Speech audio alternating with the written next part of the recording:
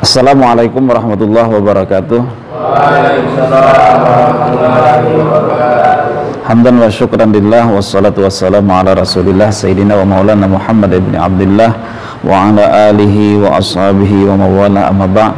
Saudara-saudara, pada pagi hari ini kita akan melanjutkan materi kita dalam mata kuliah usul fikih 1.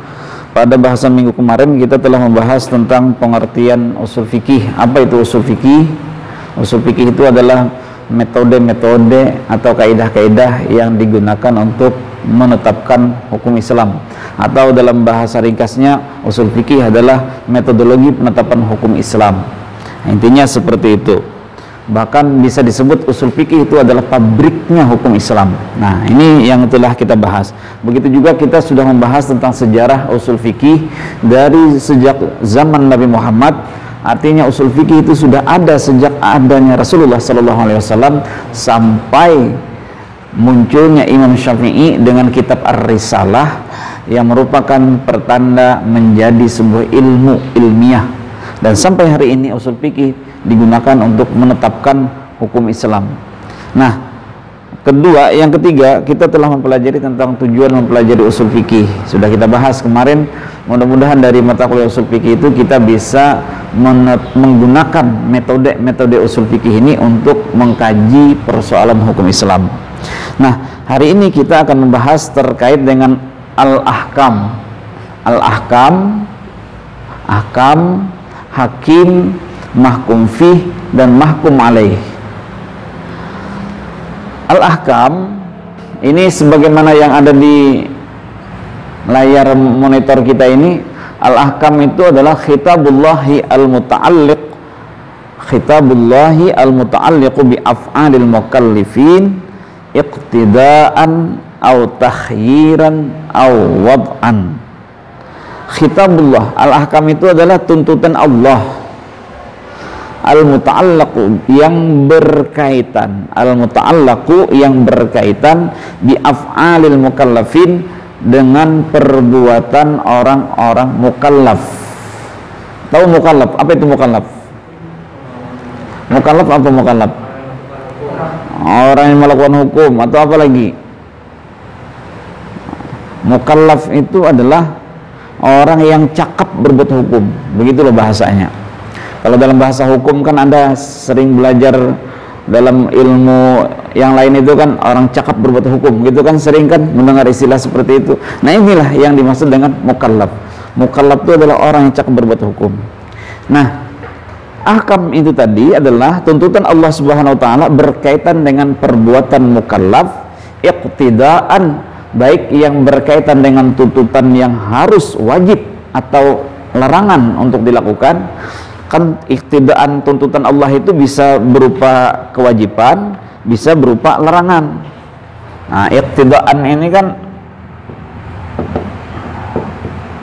bisa itu wajib, bisa itu haram. Tuntutan yang wajib dilakukan atau tuntutan yang haram untuk dikerjakan. Atau juga takhyiran. Takhyiran ini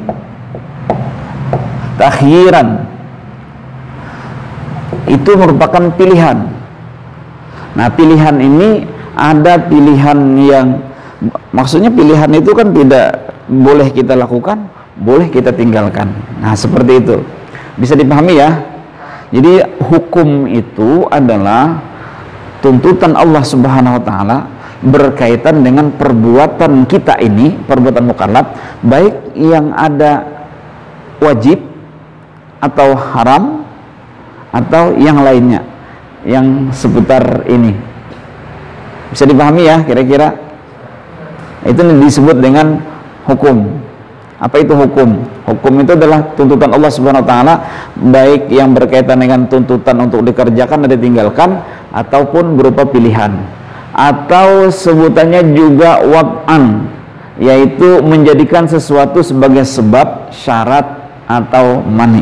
Intinya gini aja, hukum itu apa? Aturan Allah Subhanahu wa taala, gitu aja dah. Aturan Allah Subhanahu wa taala, tuntutan Allah Subhanahu wa taala kepada umat manusia, itu hukum.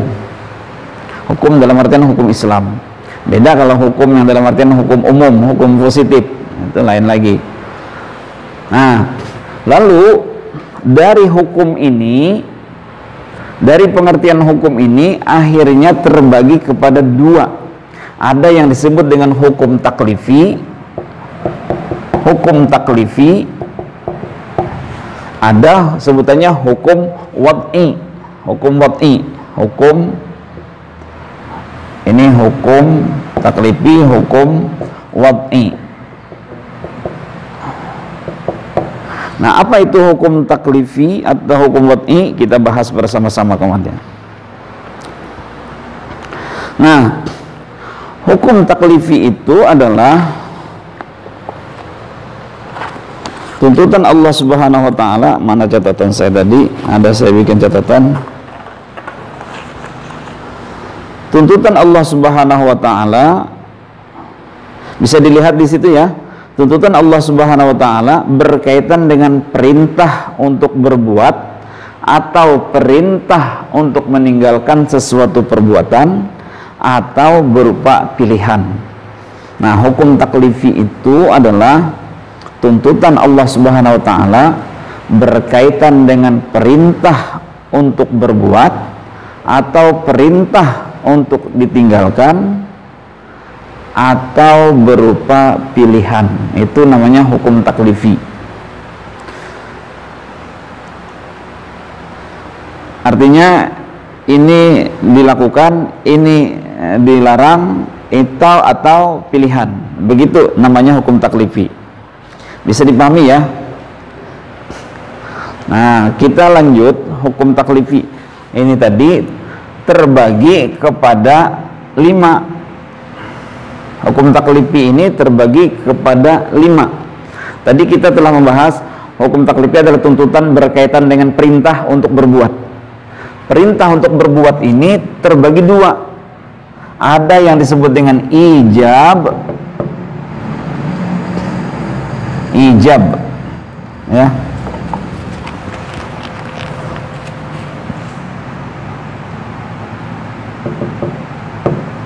Lalu yang kedua ada an-nadab,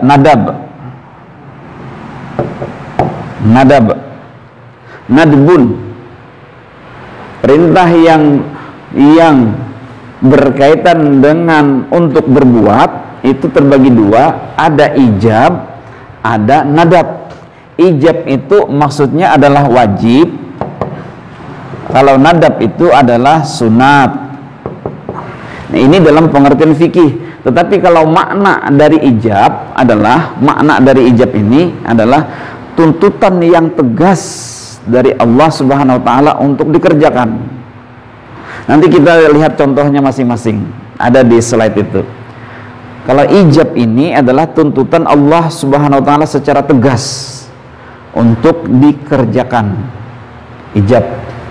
Lalu nadab seperti apa? Nadab ini tuntutan yang tidak tegas dari Allah Subhanahu wa taala. Artinya Allah menyuruh atau Rasulullah juga menyuruh, tapi tidak terlalu tegas kelihatannya ini wajib apa atau tuntutan hanya sekedar dikerjakan saja, seperti itu. Nah, ini yang disebut dengan nadab. Nadab. Ingat ya, hukum taklifi tadi terbagi pada 5. Yang pertama tuntutan perintah untuk berbuat. Nah, yang kedua adalah hukum taklifi terkait dengan perintah untuk meninggalkan. Perintah untuk meninggalkan ini terbagi juga 2, yaitu satu. Yang pertama tahrim. Nah, di sini ada enggak? Mana dia? Karaha tahrim. Tahrim dulu kita tulis. Tahrim ini adalah yang disebut nanti maksudnya adalah haram.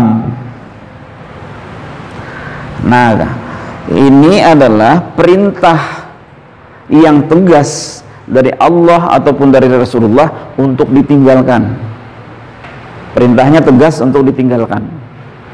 Nah, yang kedua ada disebut dengan karahah. Karahah ini adalah perintah yang tidak tegas untuk ditinggalkan. Kan ada larangan tapi kayaknya tidak mau sampai ke haram modelnya. Nah, nanti kita contohkan. Yang jelas sudah ada. Ini yang disebut dengan makruh. Nah, ada yang ketiga, atau hanya berupa pilihan. Nah, seperti di slide itu, atau hanya berupa pilihan. Berupa pilihan ini disebut dengan apa? Disebut dengan ibahah. Atau disebut dalam bahasa ibahah itu maksudnya apa? Mubah.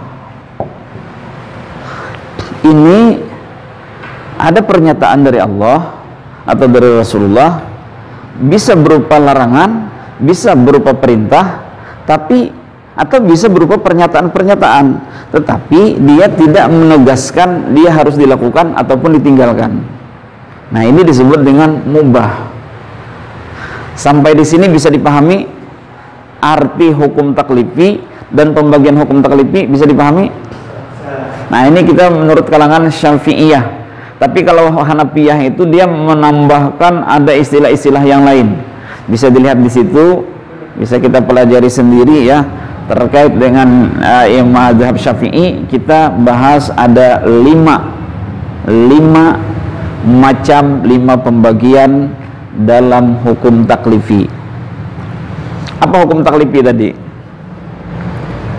Arti hukum taklifi?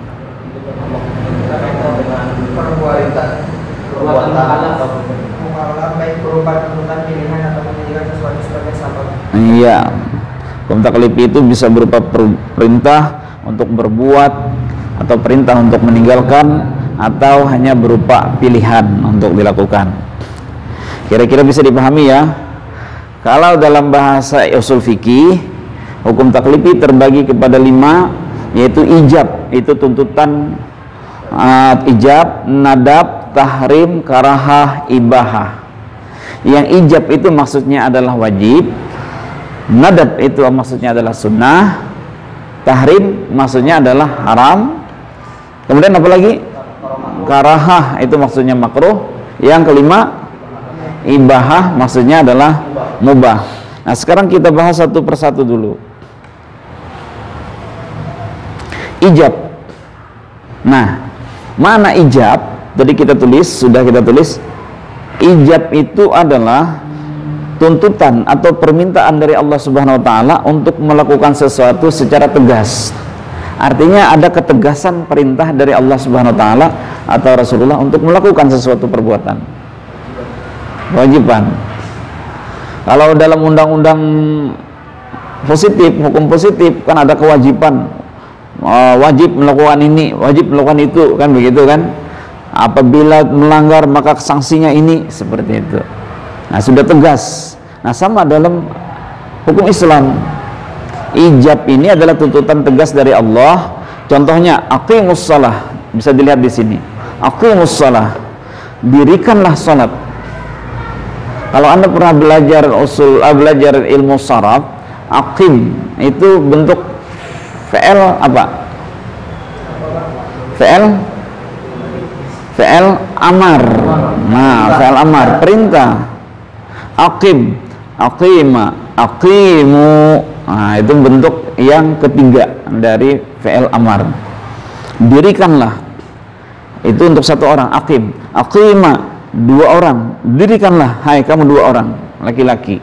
Yang ketiga, aqimu. Itu disebut sebagai apa? Jama'. Nah, dirikanlah, hai kamu semua, salat. Nah, itu kan perintah tegas dari Allah Subhanahu wa taala. Atau bentuk-bentuk yang lainnya. Yang jelas kita paham dulu bahwasanya ijab itu adalah perintah tegas dari Allah untuk dilaksanakan, dikerjakan. Yang kedua, nadab. Nadab kan tadi termasuk perintah juga, perintah untuk dikerjakan. Hanya saja nadab ini tidak tegas dan kuat untuk dilakukan. Perintahnya ada, tetapi tidak tegas dan kuat untuk dilakukan. Misalnya, di sini kita contohkan 2 rakaat sebelum salat subuh.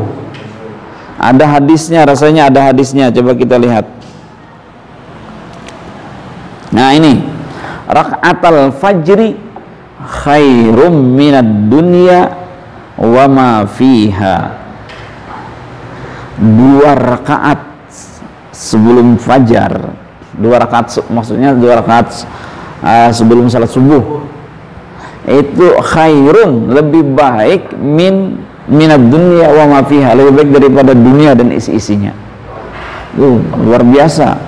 2 rakaat sebelum salat subuh itu, 2 rakaat sebelum salat subuh itu lebih baik daripada dunia dan isi-isinya.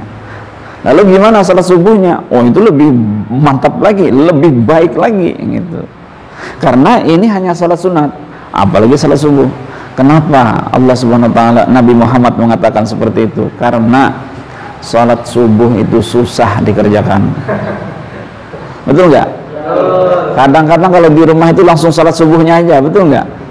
Orang sudah sholat selesai di masjid mungkin, atau lagi baru bangun, langsung berwudu, langsung salat subuh. Takutnya apa? Ketinggalan.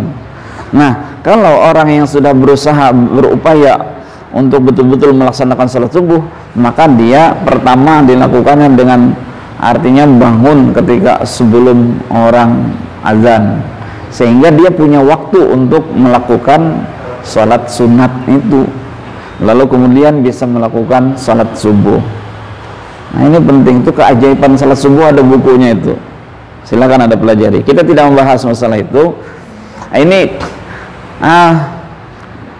sepertinya ada perintah gitu, sepertinya ada perintah rakaatul fajri khairum minad dunya wa ma fiha. Ada perintah. Kenapa? Karena salat subuh salat sunat subuh, salat qabliyah subuh maksudnya, bukan disebut qabliyah karena dia tidak ada ba'diyahnya. Salat 2 rakaat sebelum subuh, nah gitu kan, itu lebih baik. Kan modelnya kayak memberikan motivasi, modelnya kayak ada perintah tapi tidak tegas, apa wajib apa gimana. Nah sehingga dia dimasukkan menjadi nadab. Kira-kira bisa dipahami ya? Nah seperti itu ya. Selanjutnya ada ibaha. Nah ini langsung ke ibaha ya. Oke, kita bahas dulu ibaha. Ibaha ini adalah, tadi apa ibaha itu? Mubah. Dia, kita diberikan kebebasan untuk memilih mau dikerjakan atau tidak. Anda duduk di sebelah sini atau sebelah situ, ada keharusan nggak? Ada keharusan nggak? Anda mau duduk sebelah sini atau sebelah situ? Ada keharusan nggak? Nggak ada keharusan. Anda memilih, silakan Anda memilih. Tapi kalau ketika Anda jadi mahasiswa, ketika Anda mengontrak satu mata kuliah usul fikih misalnya, hari ini masuknya, Anda sudah punya kewajiban atau tidak? Berkewajiban tidak? Berkewajiban. Tapi ketika sampai ke dalam kelas, Anda mau duduk di mana atau di mana saja, yang penting kan pas tempatnya. Kalau laki-laki ada laki-laki, perempuan, maka dia merupakan ibahah, boleh. Anda mau makan atau minum, itu adalah mubah. Tapi kalau makan lagi puasa, lain lagi kan, beda. Maksudnya dalam tidak kenapa-kenapa gitu. Bisa dipahami ya, ibahah itu adalah mubah lah istilahnya. Yang selanjutnya kita bahas karahah. Nah ini kenapa dia agak ini, tahrim dulu lah, tahrim. Tahrim itu adalah haram maksudnya. Di sini kalau kita lihat permintaan atau tuntutan untuk meninggalkan suatu perbuatan dengan tegas dan kuat. Jadi tahrim itu adalah perintah untuk meninggalkan secara tegas. Tahrim itu perintah Allah untuk meninggalkan perbuatan secara tegas.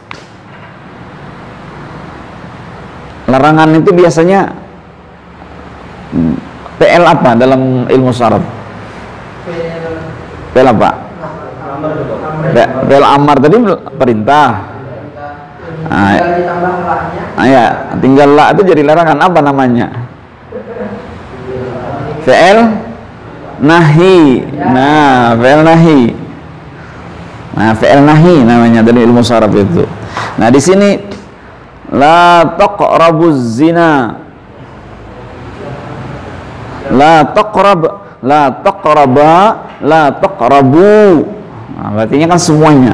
Jangan kamu semua, siapapun orangnya, anak kecil, tua, alim, laki-laki, perempuan, tidak alim dan segalanya, semuanya jangan dekati zina, apalagi melakukannya. Itu sudah ada perintah tegas dari Allah Subhanahu wa taala. Perintah tegas, Masya Allah. Ada juga la taqrabus shalah wa antum sukara. La taqrabus shalah wa antum sukara. Janganlah kamu mendekati salat sedangkan kamu dalam keadaan mabuk gitu. Dalam keadaan mabuk.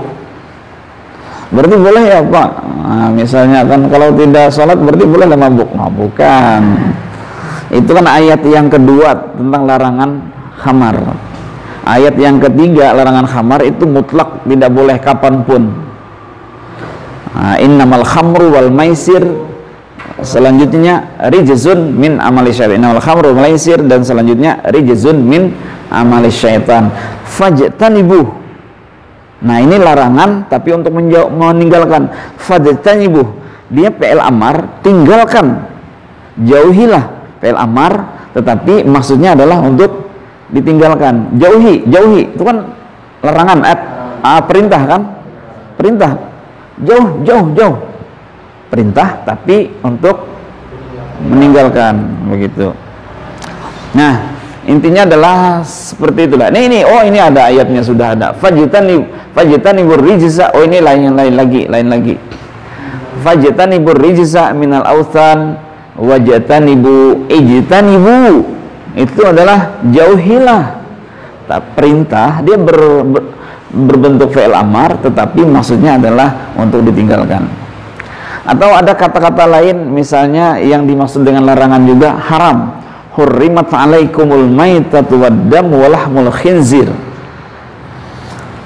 Hurrimat, kata-kata hurrimat diharamkan, berarti tanpa harus menggunakan fi'il nahi, tanpa harus menggunakan kata la, kata Anda tadi ada larangan, tetapi dia sudah bermakna larangan, maka dia termasuk tahrim, termasuk larangan tegas dari Allah Subhanahu wa taala.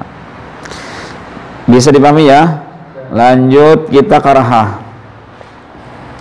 Karahah ini adalah larangan untuk ditinggalkan tapi tidak tegas, tidak kuat disebutkan. Memang Rasulullah melarang tetapi tidak tegas untuk dilaksanakan. Termasuk juga misalnya tentang berdebat.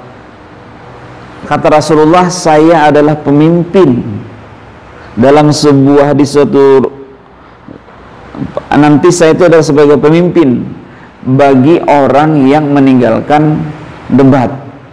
Artinya apa? Rasulullah itu sebenarnya tidak menyukai tentang adanya debat itu, walaupun dalam Al-Quran wajadilhum billati hi ahsan, berdebatlah dengan mereka dengan secara baik, itu. Tetapi Rasulullah tidak menyukai. Nah, sehingga dia tidak disukai itu menunjukkan bahasanya makruh untuk berdebat. Ngerokok, nah, termasuk juga ngerokok. Ini kelihatan bibir-bibir yang ngerokok itu kelihatan. Ngerokok. Atau dalam rumah tangga cerai, abghadul halali indallah at-talaq. Yang paling dibenci Allah perbuatan yang halal adalah talak. Halal tapi dibenci. Nah, itu halal tapi dibenci, yaitu talak. Kenapa tidak langsung dibenci aja? Nah, itu kan. Maka ya silakan masuk. Abghadul halali indallahi at-talaq, yaitu perbuatan yang dibenci oleh Allah Subhanahu wa taala walaupun halal adalah talak. Nah, itu makruh. Bisa dipahami ya? Ada 5 tadi. 5 tadi hukum taklifi. Yang pertama ijab, yang kedua nadab, yang ketiga adalah tahrim, yang keempat karahah, yang kelima ibahah. Nah, mudah-mudahan bisa dipahami terkait dengan 5 hukum taklifi ini. Pertanyaannya, sebelum sampai ke situ, sebelum kita buka diskusi, kita bahas lagi hukum wad'i. Nah, ini wad'i. Tidak perlu saya tulis lagi di situ ya, sudah bisa dilihat di sini. Hukum wad'i adalah tuntutan. Gini aja dah, maksud hukum wad'i itu adalah sesuatu perbuatan yang bisa menjadi sebab, bisa menjadi syarat, bisa menjadi penghalang terjadinya suatu perbuatan hukum. Bisa dipahami nggak kira-kira? Hukum wad'i itu bisa menjadi sebab timbulnya suatu perbuatan, bisa menjadi syarat timbulnya suatu perbuatan, bisa menjadi penghalang timbulnya suatu perbuatan. Bisa dipahami nggak kira-kira? Saya ulangi lagi. Hukum wad'i itu adalah bisa menjadi sebab timbulnya suatu perbuatan hukum, atau bisa menjadi syarat timbulnya suatu perbuatan hukum, atau bisa menjadi penghalang timbulnya suatu perbuatan hukum. Kira-kira jelas nggak? Bisa menjadi sebab timbulnya perbuatan hukum, bisa menjadi syarat timbulnya perbuatan hukum, bisa menjadi penghalang timbulnya perbuatan hukum. Kalau menjadi sebab, itu bahasa Arabnya sabab. Dan di sini sabab. Ada nggak di sini penjelasannya? Nah, sabab. Sababun, sabab. Jadi gini, hukum wad'i adalah bisa menjadi sebab, berarti dia as-sabab. Sabab. Sababun, sabab. Bisa menjadi syarat, syartun. Bisa menjadi penghalang, mani'un.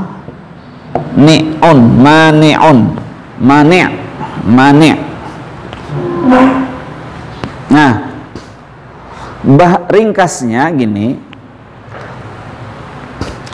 suatu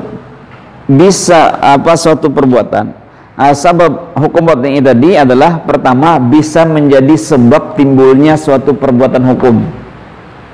Misalnya tergelincirnya matahari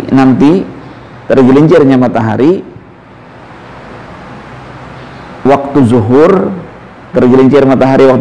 asalnya kan istiwa itu kan sama di atas, posisinya tegak, kemudian miring.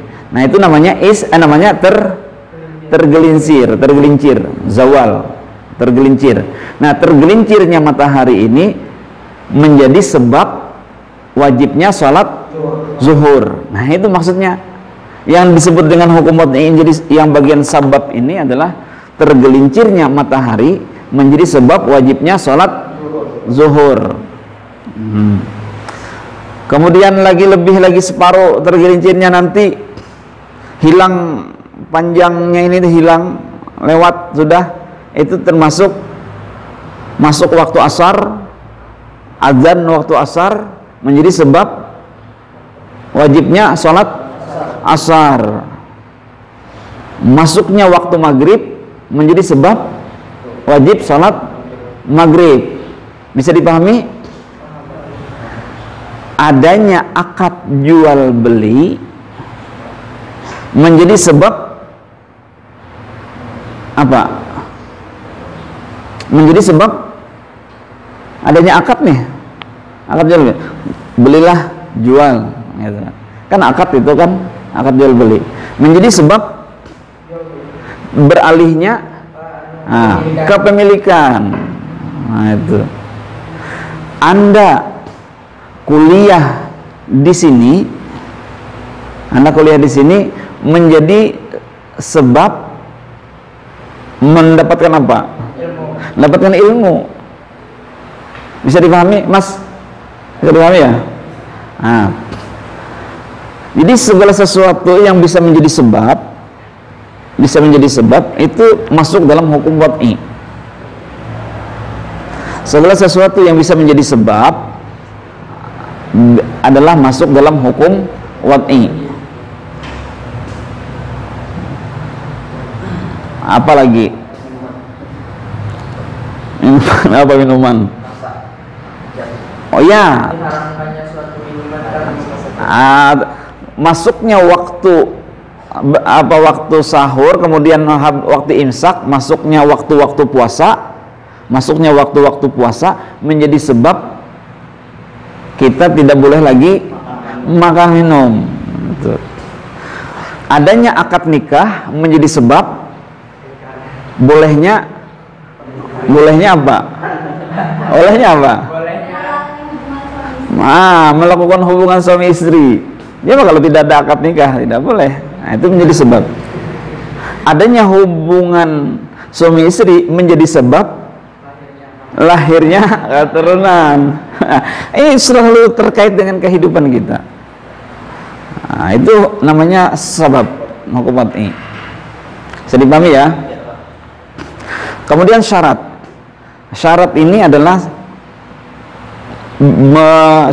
adalah bagian menjadi syarat timbulnya suatu perbuatan hukum. Menjadi syarat timbulnya suatu perbuatan hukum. Syarat salat apa? Syarat salat wudu. Nah, itu. Wudu menjadi syarat untuk salat.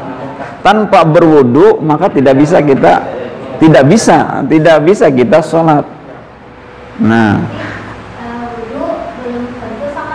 iya, kalau dia berwudu kan belum tentu dia sholat, bisa aja macam-macam dia ini. Nah, gitu. Tapi sholat syaratnya adalah wudu.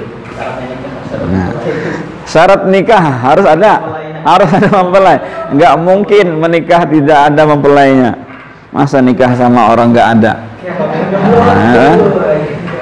Nah, itu dalam hukum kan, entah di luar yang orang menikah dengan orang gaib itu kan lain lagi bahasanya. Melakukan hubungan menjadi syarat apa? Hubungan itu syaratnya apa tadi? Hubungan suami istri itu maksudnya. Ada akad nikah gitu kan. Tidak bisa, kan bolak balik aja. Anda mau jadi sarjana enggak, Mas? Yang baju merah, Mas.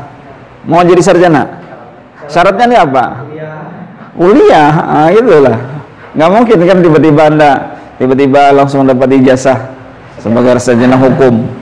Itu kuliahnya enggak. Mana dia nih?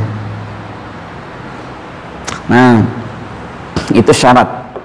Jadi segala sesuatu yang tidak bisa kita penuhi maka tidak bisa kita lakukan. Berarti syarat itu adalah masuk menjadi hukum wad'i. Yang ketiga adalah mani'. Mani' ini bahasa Arab, bukan yang mani bahasa Banjar gitu ya. Mani'un gitu maksudnya. Itu penghalang. Anda mau salat tiba-tiba tidak wudu, maka berarti tidak wudu menjadi penghalang untuk melakukan sholat. Anda daftar saja jadi mahasiswa di Fakultas Syariah, tapi nggak pernah hadir di perkuliahan, maka tidak hadir tadi menjadi penghalang untuk lulus dalam salah satu mata kuliah. Tidak ada akad nikah menjadi penghalang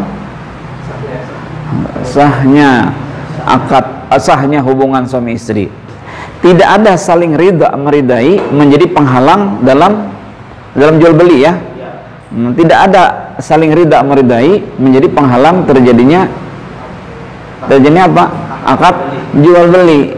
Saya kok nggak ada dijual, saya kok hendak menjual, saya kok hendak menukar, tapi kan dah aku nak ajar. Nah seperti itu, maka terhalang untuk melakukan jual beli.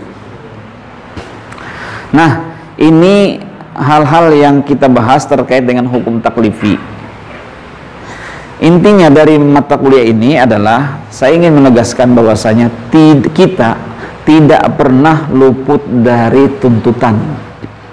Tidak pernah luput dari tuntutan. Siapa yang mengatakan saya bebas dari hukum? Ada nggak orang mengatakan saya bebas dari hukum? Oh, saya tidak punya bebas dari hukum, saya tidak ini. Ketika kita jadi manusia, kemudian menjadi orang mukallaf, baligh segalanya, sampai kita mati, kita kena hukum. Nggak ada. Apakah dia bisa masuk dalam hukum wajib, bisa masuk dalam hukum sunnah, bisa menjadi masuk hukum haram, makruh, atau mubah, atau yang hukum batin ini tadi bisa menjadi sebab, bisa menjadi sebab, bisa menjadi syarat, bisa menjadi penghalang. Ada orang membunuh membunuh pewaris, membunuh orang tuanya, maka dia menjadi penghalang. Pembunuhan ini menjadi penghalang mendapatkan harta waris dari orang tuanya. Ada harapan diberi orang, hutannya dibunuhnya, itu kan. Banyak sekali persoalan. Jadi kita ini tidak pernah lepas daripada hukum. Ketika Anda masuk ke dalam kampus, maka berlaku hukum yang ada di kampus. Apapun itu hukumnya, macam-macam. Misalnya, macam-macam ya. Misalnya kalau ngerokok ada nggak aturan dalam kampus? Nggak ada ya. Berpakaian, aturan dalam kampus. Lalu bertata berbusana, ya macam-macam, sama lah, berpakaian dan berbusana sama. Nah, kemudian misalnya aturan ini di luar dari perkuliahan ya, di luar dari kegiatan perkuliahan, masih aturan yang lain terkait dengan warna rambut. Nah, itu kan kalau zaman Rasulullah, oke, betul dibolehkan semir rambut itu pakai warna, justru tidak boleh pakai warna hitam. Tapi perlu Anda ketahui, Mas, konteksnya beda dengan zaman hari ini. Zaman Rasulullah pada waktu itu artinya dibolehkan warna merah karena memang orangnya sudah tua, dan supaya tidak terlihat dia ini ingin lebih muda, lalu dibikinlah supaya berwarna. Konteksnya begitu. Tapi pada waktu itu nggak ada yang pakai naik motor, bro, segala menabrak pagar rumah orang. Nggak ada pada waktu itu. Beda lah. Nah, kalau hari ini orang yang warna-warna rambut itu cenderungnya negatif. Lihat aja Anda sendiri. Asal celananya yang kentat-kentat, segala apa itu yang, kalau yang semir-semir itu. Nah, boleh semir warna hitam asalkan dalam keadaan perang untuk laki-laki. Yang kedua, perempuan ingin menyenangkan hati suaminya, gitu. Jadi hukum itu harus kita pahami secara kontekstual. Nanti kita udah bahas kalau Anda mengambil mata kuliah usul fikih 2. Yang kedua juga, zaman Rasulullah itu rambut itu kan memang seginilah istilahnya kayak gitu. Nah, tapi konteksnya kan beda. Konteksnya beda dengan zaman hari ini. Jadi tolong Anda pahami, konteksnya adalah kita adalah lebih rapi berpakaian dengan berambut dengan seperti yang ada ini. Khawatirnya kalau hari ini kita, dalam hadis Nabi itu, man tashabbaha biqaumin fahuwa minhum. Barang siapa yang menyerupai orang lain, maka dia itu termasuk dari itu. Rambut panjang ini sudah berbeda konteksnya dengan zaman Rasulullah, dengan zaman hari ini. Rambut panjang itu banyak identiknya. Identiknya bisa ke orang yang negatif, bisa menyerupai ke perempuan dan segalanya. Sehingga kita dengan berdasarkan hadis Nabi tadi akhirnya menetapkan bahwa laki-laki rambutnya adalah seperti ini, seperti yang kita pakai, seperti ada ini. Panjang daripada itu bisa jadi bisa negatif. Yang kedua adalah menyerupai perempuan. Makanya saya minta tolonglah kalau ada rambut panjang supaya dipotong.